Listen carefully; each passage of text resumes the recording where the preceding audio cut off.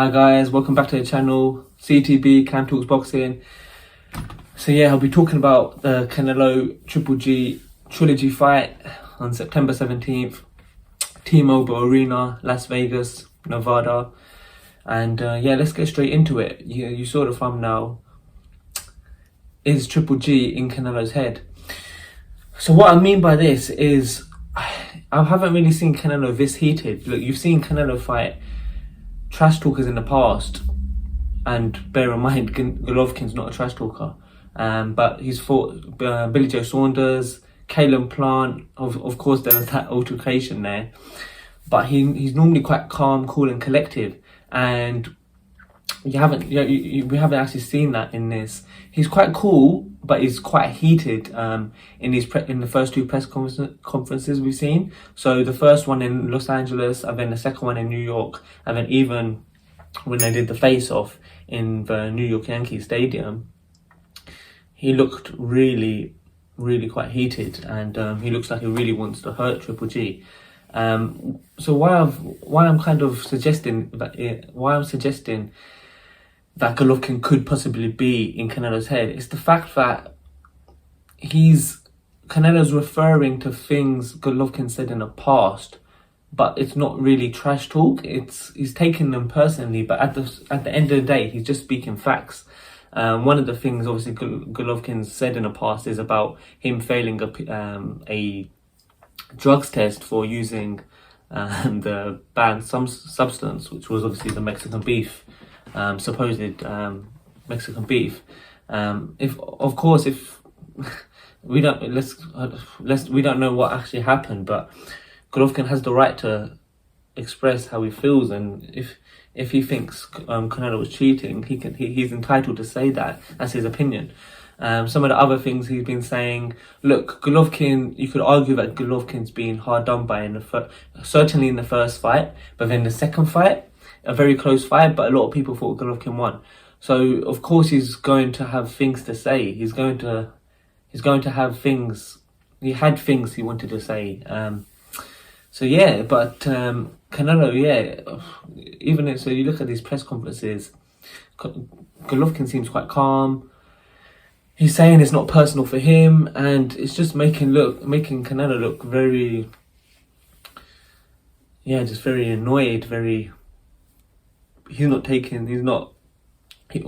certainly going to try and knock out Golovkin, and I think that's why we're in for a treat. I know the trilogy could have and should have happened a couple of years ago. Look, they had the first fight in 2017, September, Cinco de Mayo, 2017. Then they fought the following September 2018. The perfect time was in 2019, the next year. They could even done it 2020, well, I think lockdown, but 2021. But I mean, it's just been it's a bit overdue. Golovkin 40 now, and that's the thing I wanted to move on to. Let me know, guys, what you think. But is it just me, or does Golovkin look a lot older? He looked quite sharp in the two press conferences, to be fair, but it's just his hair's fading. His face is getting a bit. I can tell he's 40 now, and yeah, he's just that's one thing. But I've noticed he's looking quite older. But like I said, he's 40 now.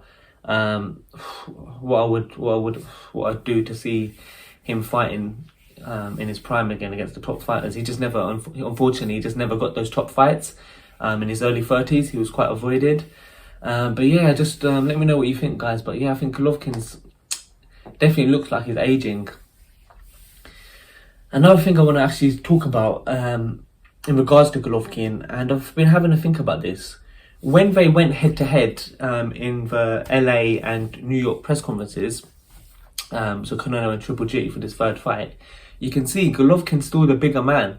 He's a bit taller, he's got a bit of a bigger frame, and he's just quite how he was making 160 even in the last few years. He's just stayed at 160 for quite a while. He's never really moved up in weights.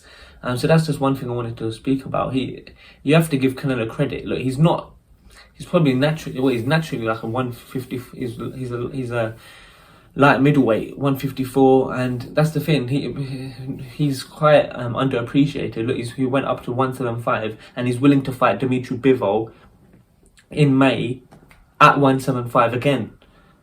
He does not, so, and Canelo's quite small when you think of it that way. So with Golovkin, I'm a bit disappointed, and I've always thought, why hasn't Golovkin gone up in weights? Like, okay, he's definitely one of the best, along with my man Marvin Hagler. He's definitely one of the best middleweights of all time. He's in history, but I don't understand why he hasn't gone to super middle, even light heavyweight. I think he's got one of the best chins in boxing, one of the best chins ever.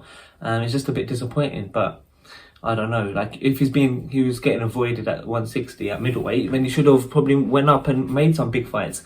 A couple of years ago when Carl Froch was around, Andre Ward, I don't know what happened there. Obviously Andre Ward saying Golovkin didn't want no part of him, but we'll never find out. But yeah, that's the situation. I just wanted to give my opinion on that. It's just a bit disappointing.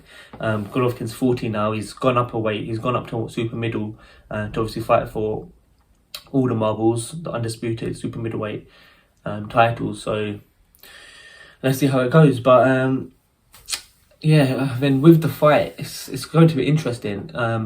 I know Eddie keeps saying it's the biggest fight in boxing. I don't think it's the biggest fight. I think it's definitely one of the biggest fights, just because how big they are, the history, and yeah, they're both pay-per-view stars.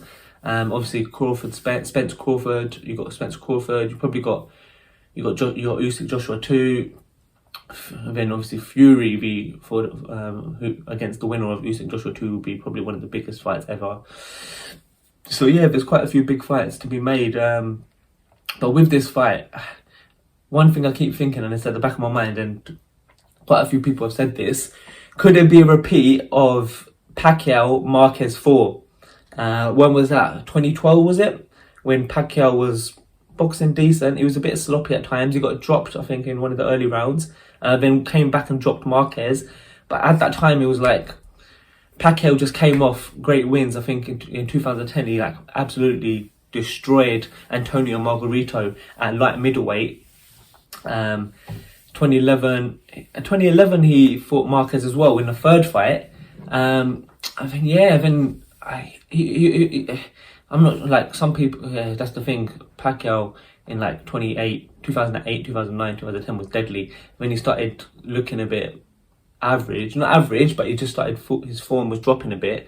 And then with that fight, that fourth fight they had, is similar to the Canelo Triple G fight, because Pacquiao was in his prime and everyone was kind of writing Marquez off because he was like 39 at the time, I believe.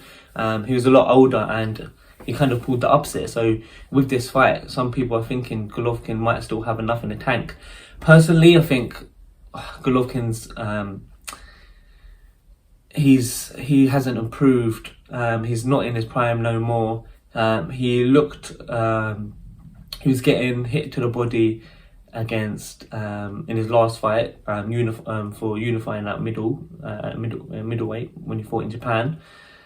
And I just think the logical prediction would be Canelo to win by stoppage. But I think if it is a stoppage, I think it'll be to the body, because I don't think his chin's still there. He's got an amazing chin, and who knows, we could be in for I think it will be a great fight, because I do think they'll both go for the knockout. But my prediction would be Canelo stopping Triple G inside 9 rounds with brutal body shots. But I think early on it'll be I think Mexican style. I think they'll go toe to toe, like the first 2 fights, and yeah, I think it'll be a great fight. But who knows? It could be a repeat of the Pacquiao Marquez 4, and yeah, I think you've got to give Triple G a chance, a good chance. I know he's 40, but look, he's the top middleweight in the world. Had 2 belts. He's moving up now, so that might help him. It could help him. You never know. So yeah, this is my early prediction, but I mean, yeah, we've got about 11 weeks now until the fight. I'll post a video probably in fight week or a week before, giving my prediction then, because a lot could happen since then. But yeah, let me know what you think, guys. Is Canelo too heated? Does he need to kind of compose himself a bit. And yeah, just another few things I know they said as well. I know Canelo's getting a bit pissed off about Triple G claiming Mexican style. Obviously he's not Mexican, so he doesn't like when Golovkin says that. And Golovkin came back in one of the interviews. He goes, "Oh, they're probably pissed off at me because he's not in their pajama club, because obviously Canelo wears the silky, I think it's like what, Gucci pajamas and Versace pajamas at the press conferences." So a little sly dig there. But yeah, obviously Canelo also called him an arsehole, didn't he? He's talking about how Golovkin has two sides to him, but it's a weird one because Golovkin just seems such a like harmless dude. He's so nice. So I'm not sure where Canelo's really getting this from. I think it's obviously the facts that he's said based on the last two fights, obviously the PED test, etc. So yeah, Canelo's obviously taken them personally, but I don't think Golovkin's a horrible guy. But obviously Canelo's referring to something. He's claiming that Golovkin's nice in the media, but really he's like a dickhead. That's what. So let's see, guys. But yeah, early prediction: Canelo stoppage to the body, inside 9 rounds. But yeah, I'll be back with another video this Friday, guys. So yeah, keep an eye out. Peace out. Foreign bad bitch, I can't even pronounce her name. Talking numbers on the phone while I'm getting brains. Switch 4 lanes, I'm in my own lane. You can catch me riding in that foreign thing.